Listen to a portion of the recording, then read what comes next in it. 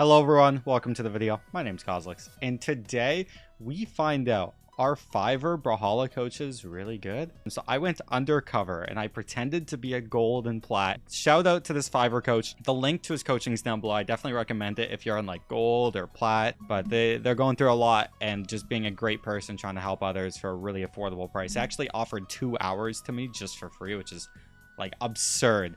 So check out their coaching, link is down below. I hope you enjoy this video. Sorry if I sound a bit drowsy or a bit quiet. As I said, I did get out of hospital literally today because I had appendicitis and I've got it removed. But I'm going to try my best, and I promise I'm going to make it as worth it as I possibly can. Right, so we're going to start out with something I like to do. It's very simple. So we're going to go into 2 to 3 games, and we're basically just going to... I'm basically just going to write notes down on things that I see you do that would be considered incorrect and something that can be improved on. After, I will then review over everything, and I will go into replays and show you examples of these mistakes in action. Okay. Then, I'll teach you the best way to improve these mistakes and the best ways around improving them. And in your free time, you can look at these notes back, look at the everything I have, and basically just work on that in your own time. But okay. You could also, if we have enough time by the end of this session, we can also work on it in another 1v1 together. Alright, so I'm gonna play random to start out. Do you have a specific character in mind that you like playing, like one specific character? Usually Ulgrim. Okay. When you play, you normally want to try and stick to that character as much as possible. The more you swap your character, the more you're swapping your entire playstyle. Because each weapon and each character has their own unique playstyle about how you should play them. Okay. So it's a lot better to stick to one character so it doesn't mess with your head a lot. You know? Yeah.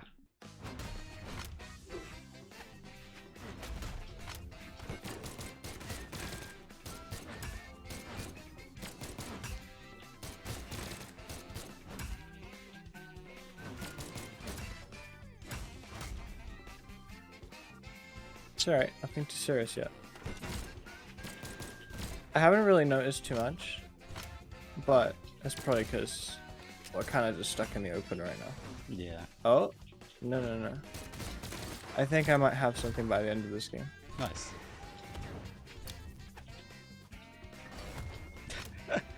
I see you trying. It's just hard to adapt to this input delay. It's not a big deal. It's alright. What's your elo? My peak elo or my current elo? Either. Well, my peak is 2200, but I currently do not really have an elo because I've been in hospital, so I haven't really been playing. No worries.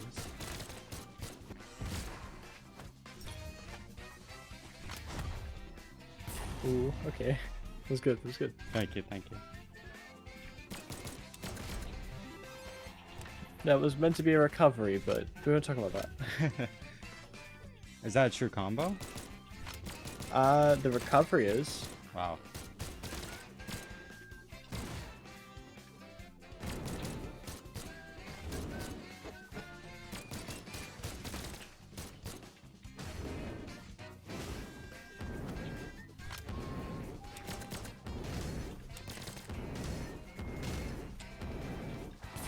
Wait, what? Dude, I don't really know what happened. I held backwards. I didn't think I would die. I tried to hit another Sarah. That's right. I have a couple of notes that I need to write down. Okay. I swap into another. I'm going to play random again. So it's going to be a lot more difficult for me. And not that it already is, but it also kind of just lets me play around with different weapons against you to see like what you're more comfortable with and what you're less comfortable with. Because some weapons do bring out things that you wouldn't expect them to bring out. Mm-hmm. Like, for example, Scythe. When I play against Scythe, it brings out my horrible dodge habits. Yeah. Because I get lazy. Scythe is really annoying off stage.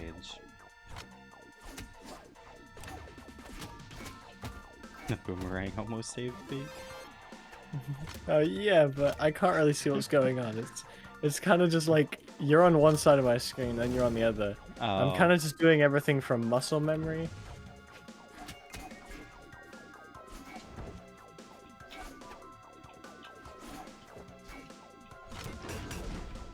Okay. I Oh, tried I'm to dead now. go for a gravity cancel. I've seen No, it's some alright. diamond players do it, but it missed.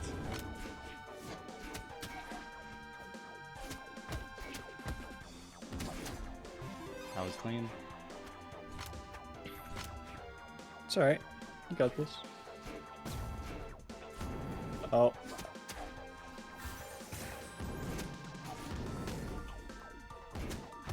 Nice. You said you're low diamond, didn't you? Or was it I like said I'm something plat. else? You said you're plat. Okay, Mhm. was it high plat or low plat? I haven't played much this season, but approximately mid plat. I was early Mid-plat, plat like okay. last season. Okay. Yeah, that's alright. That's alright. So you're kind of just making a couple common mistakes. It's nothing too serious. I'll get to them at the end, because it's a lot more opening when you see them all at the end than when I tell you midway, if that makes sense. Like, near the end, when you start... Like, if I tell you them now, you'll start to focus specifically on them instead of the bigger picture, if that makes sense. Could you tell me just one to try and focus on, and I want to see if I can add it? Like the biggest... Overextending. Do you know what overextending is? Is that when you combo when you shouldn't? We'll just continue playing as I explain. Okay. Overextending is basically, for example, let's say I was playing Spear, and I was to go up into the sky. You were kind of like yellow health, and I was to do a recovery, neutral air, and a recovery. Now you're quite high up, but you're not dead. Overextending in that situation would be attempting something like a GC Ensig, because I could, in that situation, easily be reverse gimp by them just fast falling, and after fast falling, just instantly just recovering back up. We can keep fighting, by the way. Okay. Like overextending is basically wasting your options. Like that? When, Oh my god. yeah, How did I that was die? overextending. I was recovering. I don't know how I died. Your recovery. Sorry, your recovery pushes you backwards, but before you go up. I didn't know that. So, yeah, overextending is basically see how when you go like so far out and wasting on your options. That's why if you ever seen Scythe players gimp each other, like one of them starts the game, gets into the edge, and then the other one takes over and kills them. It's kind of like that. Okay. One of them overextends, and then the other one finishes, or reverses it. Like I'm trying to test whether the things you're doing are more mental, adaptation, different types of genres that could all intersect with each other. Because if it's a mental thing, then the main thing you need to work on is stuff like in your real life, like meditation, taking breaks from your game, exercise, and stuff like that. Because that stuff can really calm you down and keep you low pressure where you're not getting frustrated with your game during like your ranked games. But if it's something on the other hand, like adaptation, that's something where you need to be on your game more, you need to be understanding reading different dodge patterns, stuff that like you need to be learning their mental side. There's a lot of different things. Do you think we could try a game on Europe, and then you can kind of see where I make mistakes even if I lag a bit? I'm from the East Coast, so I think I get like 100 ping, so it's playable. We can try one. I'm willing to try one on Europe.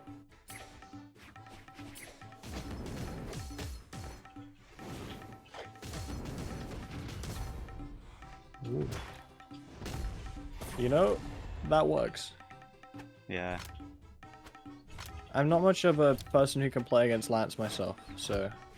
It's no worries.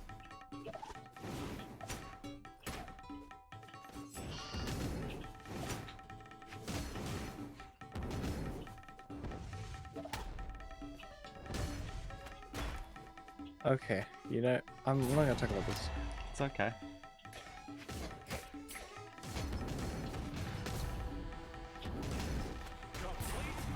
You play better on Europe than you do on US. So I'm not plat. I do play Lance. You said you were low diamond, right? I'm not actually low diamond. I want you to... Well, I wanna guess. I wanna my guess. 2300. elo. A little higher. 2400. A little higher. This season or like... This season. This season about 2500. I haven't played a lot Oh, this okay, season. okay. No, that's alright. Yeah, I was gonna say, you are really good. It's just a bit... Do you know like- Brawlhalla pros? Cosolix. Yes. Hi. Yeah, I was assuming that. I was assuming, but I didn't want to be here, and I didn't want to be like, hello. I didn't want to be wrong. if No, that it's makes no sense. worries. Yeah, sorry. It's just that I've been meaning to do this type of stuff. I've been meaning to do coaching with people. I've just been like, I really wanted to give something back, like, to what's been given to me, because That's some awesome. people deserve as Yeah. much as what others do. Ooh. That was just a bit of a risky dare when you were in disadvantaged state where you could have reset neutral and then gone stage control. Same thing there. You went for that Sarah even though you're in a kind of a bad position. That side light was also kind of random. Too, I just used a bit of movement. Nice. What do you think of my Queen Nine? Your Queen Nine's really good. Thank you.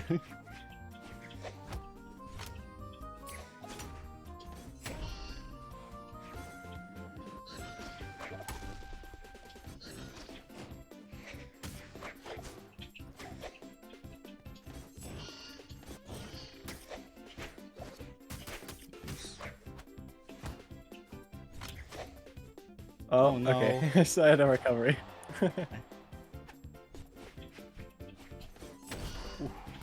Good D6. Thank you. I thought I was pretty good with my edge guards, but you proved me wrong here.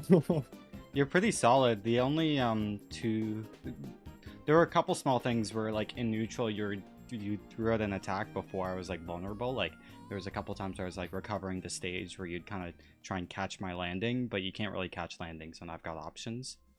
I can just like, jump and whatnot. And then when you're in disadvantaged state in the air, you would try and like, if I overextend, then you can punish when you're in a disadvantaged state. You were talking about the overextensions a bit earlier. If I overextend with something that has a lot of momentum, then it's also a bait.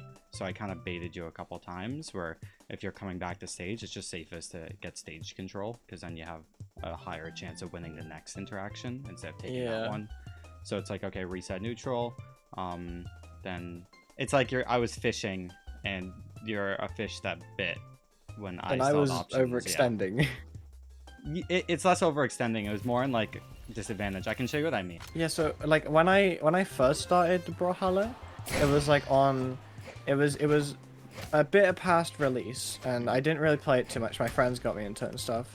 And the first real YouTuber I watched on Brawlhalla, which was when Brawlhalla started to pop off a bit, was I started watching you first. You were like the first person. That's awesome. I used to like watch a lot, and then I kind of mixed over to like Sandstorm. Don't worry, I was not a Sandstorm wannabe. I was staying away from that. And I also then went over to Snowy, but then I realized he's very sweaty, and I kind of enjoy the chill feel as well as the sweaty feel. He's a funny guy, yeah. It's more like, see, I went for the ground pound, and then here you can either decide to take stage control, and now I'm in a worse position than you, or you try and punish the ground pound, but because I'm moving downwards, it's kind of a bait. And see, you missed the guitar there, and now you're in a really bad position, and I just poker stick you. So like little things like that, and it happens again a bit later. Like this. To be fair, like if I was to hit something like that, though, I think that would have killed too, because you would have been in stun frames. I'm just very bad with timings. Yeah, it's more just like, let's say there's a 50% chance that you're going to hit the timing, and then there's a 50% chance you're not going to hit it.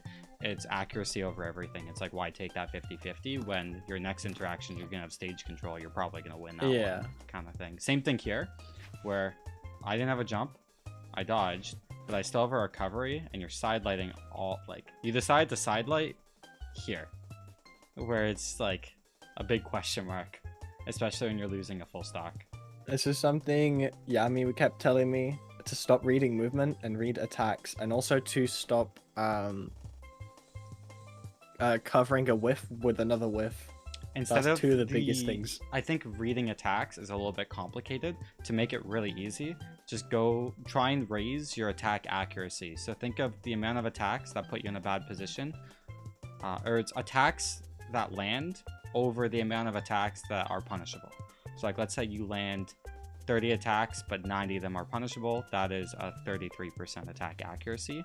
So if you really have that lens of like, okay, I don't want to miss, then in this position, you're like, okay, going for a side light is extremely risky. So it's not very accurate. That's more just like a very general way to describe it, rather than, I think reading attacks sounds really complicated. Like, how do you read an attack? And then that's a very loaded answer. Yeah.